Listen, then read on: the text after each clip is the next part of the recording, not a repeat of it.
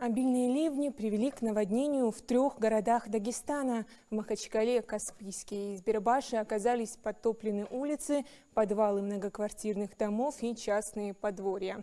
Магазины подзатопило, девочки. По данным МЧС, на вечер 19 сентября на территории республики было зафиксировано подтопление на 36 улицах и 36 участках дорог.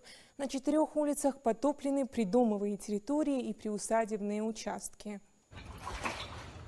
Здесь не было так воды, она подсочилась и вот так вот. Она вот отсюда, по-моему, сожжена. Ну да. К ликвидации последствий стихии привлечено 124 человека и 45 единиц техники. Помогает местным и команда добровольцев из Ингушетии. Волонтеры разделились на 3 группы, чтобы охватить все затопленные населенные пункты. Асхаб Галаев, преподаватель Сунжинского пожарно-спасательного колледжа, приехал помочь соседней республике вместе со своими студентами. На данный момент мы находимся в городе Махачкала, где находится детский садик и был затоплен полностью подвал. Со вчерашнего дня мы приступили выкачивать воду и уже планируем сегодня закончить и выдвигаться в Избербаш. Команда ингушских добровольцев находится в Дагестане уже 4 дня. Позади порядка 80% работы по ликвидации последствий наводнения. Выкачиваем воду в подвал помещения. Вчера, позавчера были многоэтажные квартиры, откачали воду, а там и сразу выехали в другой адрес.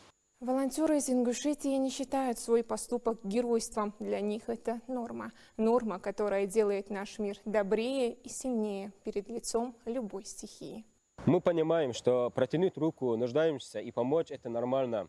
Наша поездка была спонтанной, так как наш руководитель ВСКС Мархим Муса Махрудбекович позвонил нам ночью и сказал, нужно выдвигаться в Республику Дагестан. Мы, не думая, выехали. Сила в единстве. Эта простая истина как никогда актуальна здесь, в Дагестане, ставшем местом проявления настоящей братской солидарности.